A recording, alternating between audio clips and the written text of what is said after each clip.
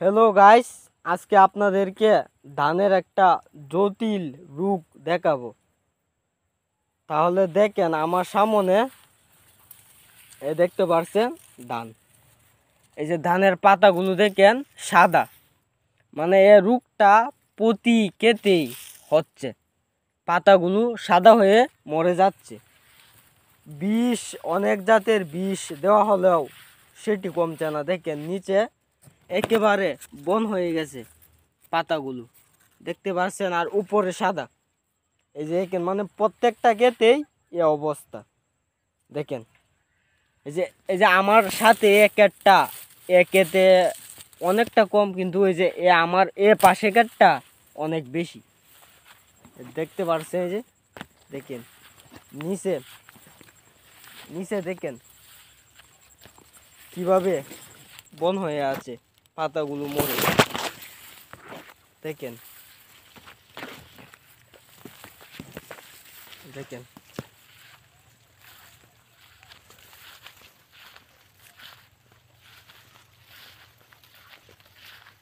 এই যে দেখতে পাচ্ছেন, দেখেন মানে আমার পাশের ক্ষেতটাতে দেখেন এই কি অবস্থা।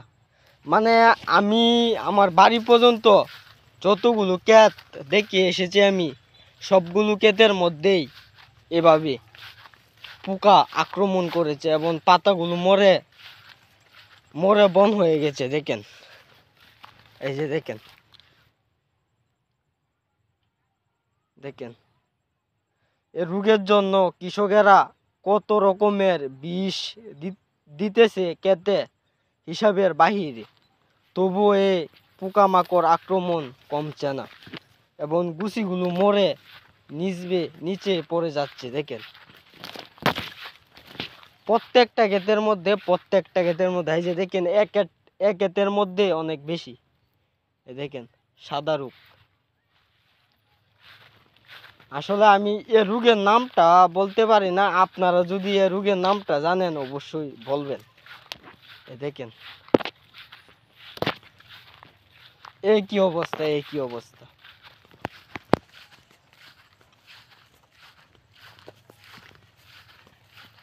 এই কি অবস্থা, দেখেন কি অবস্থা হয়েছে। দেখেন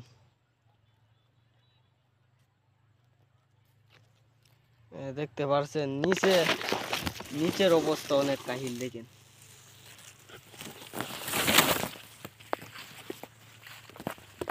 এই যে দেখেন দেখেন একটা গুছির মধ্যে, মানে প্রত্যেকটা পাতার মধ্যেই দেখেন মানে পুকে বাসা বেঁধে ফেলছে। দেখেন এই যে দেখেন দেখেন দেখেন দেখেন এই যে পোকা দেখছেন।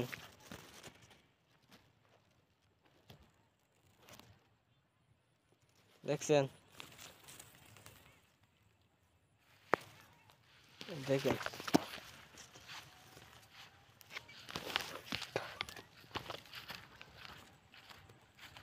দেখেন এই কি অবস্থা। দেখেন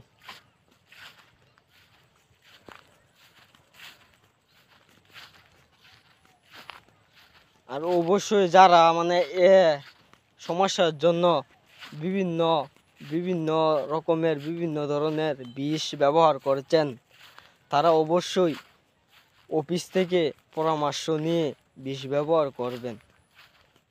কারণ অনেক ধরনের অনেক প্রকার বিষ আছে, কারণ সবগুলো তো সব রোগের কাজ করে না। তাই আপনাদেরকে বলছি, সঠিক রোগের সঠিক চিকিৎসা করলে অবশ্যই ভালো হবে।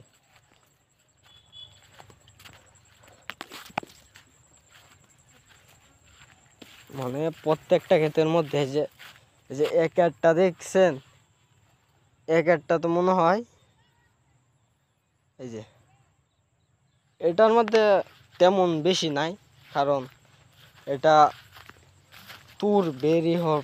বের হয়ে পড়ছে। দেখেন ধান বার হয়ে পড়ছে।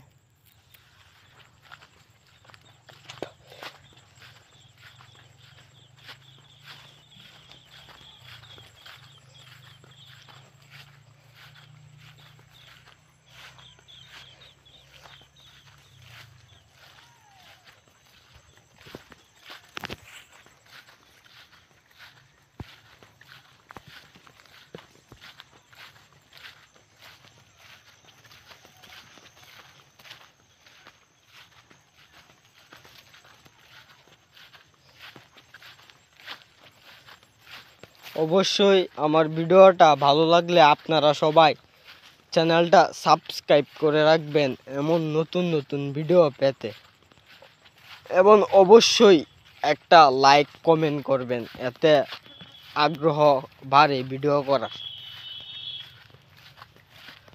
আমার ভিডিওটা এ পর্যন্তই, সবাই ভালো থাকবেন, আল্লাহ হাফেজ।